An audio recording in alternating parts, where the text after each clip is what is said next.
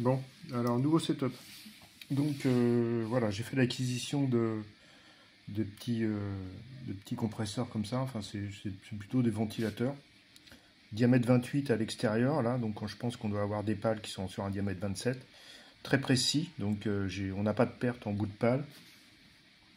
Ça tourne à 13 000 tours quand on envoie la puissance max. Là, le maximum que je peux envoyer, moi, c'est 20 ampères sous 7 volts 5. Donc ça fait quand même 140 watts pour un petit moteur comme ça. Je trouve ça tout à fait exceptionnel.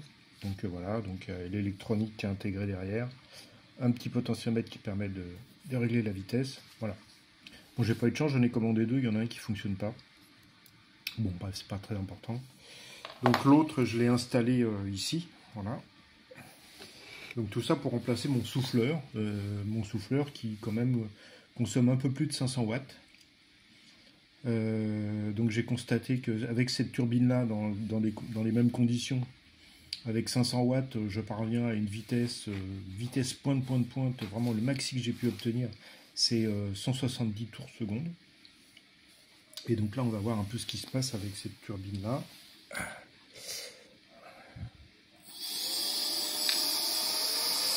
Donc ça monte assez vite en puissance. Hein. Donc là,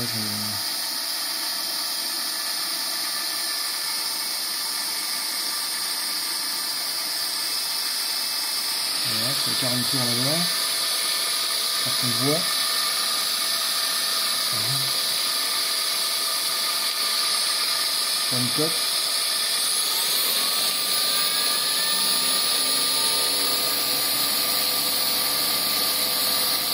Donc là, je suis à 70 watts environ. 77 tours.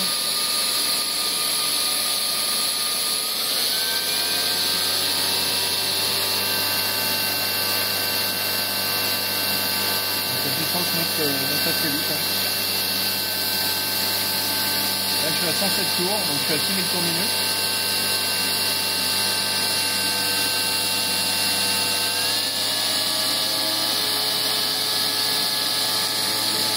Donc là j'ai 21 ampères qui fait le volt. Et je tourne à 128 tours minute, tours seconde. Enfin, après ça fluctue un peu, hein, mais ouais, 112, 120.